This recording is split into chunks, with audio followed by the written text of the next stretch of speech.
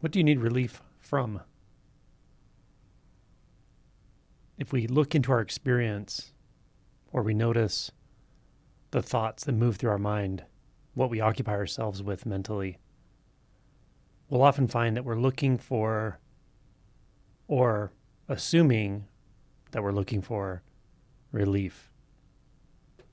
Relief from stress, relief from feeling stuck, relief from fear. But look closely. Look closely at the thoughts in the mind. We may believe that we're seeking refuge from a life that's difficult, that's throwing us curveballs. Maybe we think we need relief from mental anguish or emotional pain, or relief from circumstances. And those all may have relative truth, but just look really closely at the mechanism of seeking relief, and you'll probably find something rather extraordinary.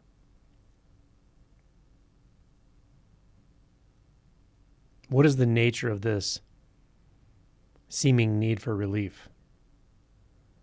We do so much to try to relieve ourselves of pain, confusion, disorientation, angst.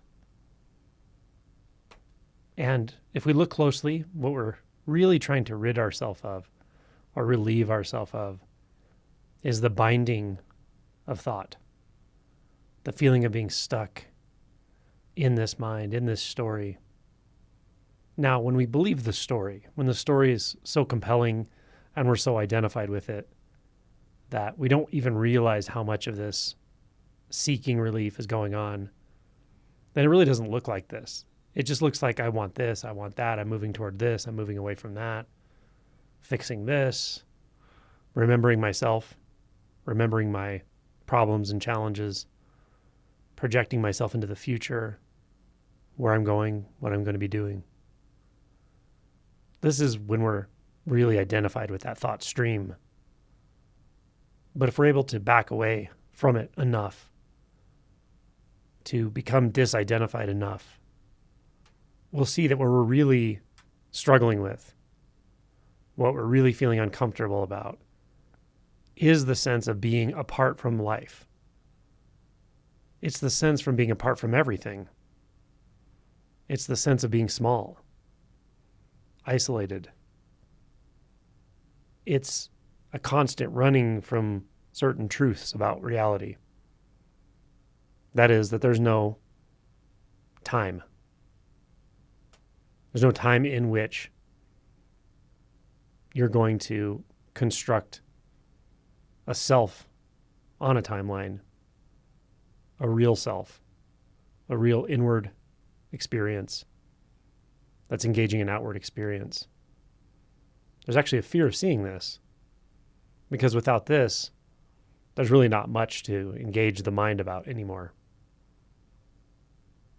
So we're uncomfortable because we have some fear of seeing truth, seeing reality as it is.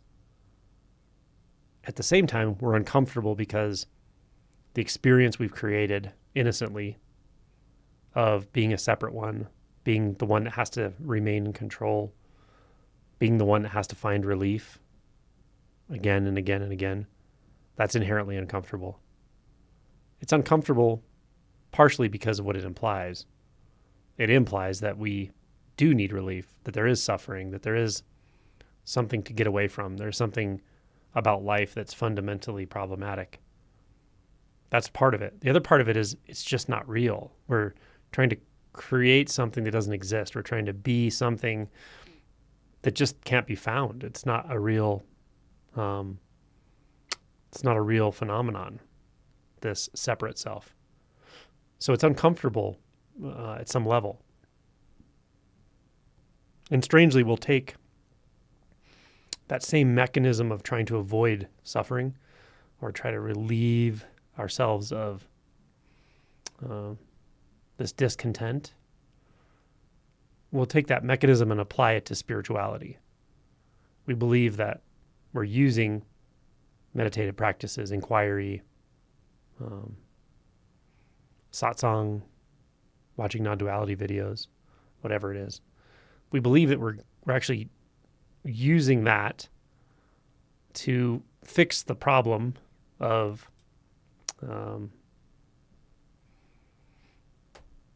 suffering, to fix the problem of needing relief. Now, of course, that is the gist of the whole spiritual endeavor, but it doesn't occur in the way we think it does. Because reality doesn't make any assumptions. So if we believe this process propagates based on our own assumptions of lack, assumptions of time, assumptions of separation, if we believe that this process propagates through those illusions, we're just wrong. So it can be disillusioning, strangely, to start to wake up to truth, even though that's what we've been seeking. Sometimes. Sometimes it's rather incredible. It's rather freeing, deeply peaceful. Other times it's disappointing, or we feel some grief. So all of that is fine. It all comes with the territory. But just know that as the awakening propagates, the one that thinks it's going to get something out of it becomes less and less viable. But it's based on that sense of trying to get something, trying to, relieve something. It's based on fundamental misperceptions. So that part of us will become disappointed, and that can feel uncomfortable. But as this all clarifies, a certain kind of equanimity comes online, and that equanimity is impersonal. It doesn't really worry too much about, it doesn't worry, but, if I could personify it and say it worries about anything, it doesn't worry about individuals. It doesn't worry about whether you're comfortable or not comfortable in this moment. Now, as we realize that, as that becomes clear in our experience ongoing, then it's wonderful, because then it doesn't really matter how we're feeling in the moment. That's just not our concern.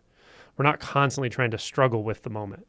That's the sense of needing relief all the time, right? I need relief from this moment. Well, you can't have relief from this moment, because you don't need relief from this moment, because there is only this moment. But the mind imagines relief in time always. It's always a later thing.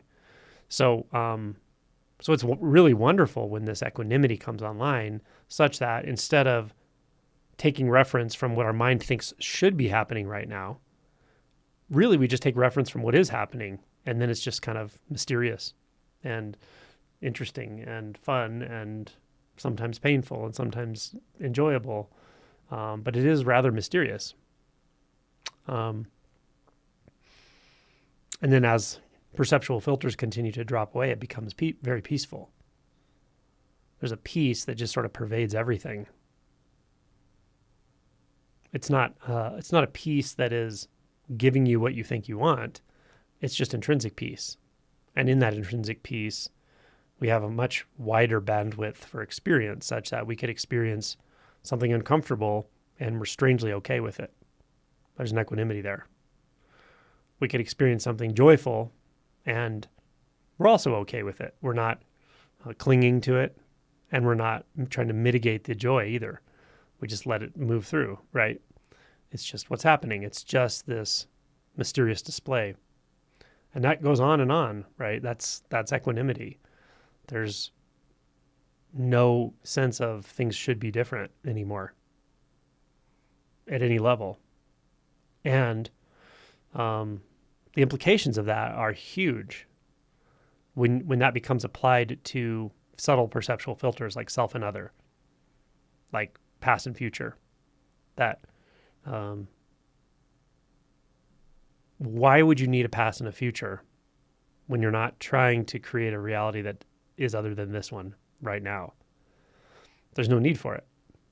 It just doesn't arise. Why is there a need for a sense of duality or self and other when there's no need to control your experience at all or any aspect of it, because what's happening is simply what's happening? So that's this kind of equanimity that becomes the background of experience, or really even the foreground of experience. And from that, we see that this need for relief was an illusion from the beginning. We don't actually need relief. It frees up a lot of energy, frees up a lot of bandwidth for experience, makes things feel rather flexible, adaptable, simple, innocent. And there is an enjoyment there for sure. I mean, in my experience, there is for sure. Again, if there's not, then we're struggling against something usually. We're usually not accepting something, or we're pushing against something, or wishing things could be other than they are. And really, that's just something you could either do or not do. Just look closely. This is all about looking closely at what's actually happening, looking closely at experience.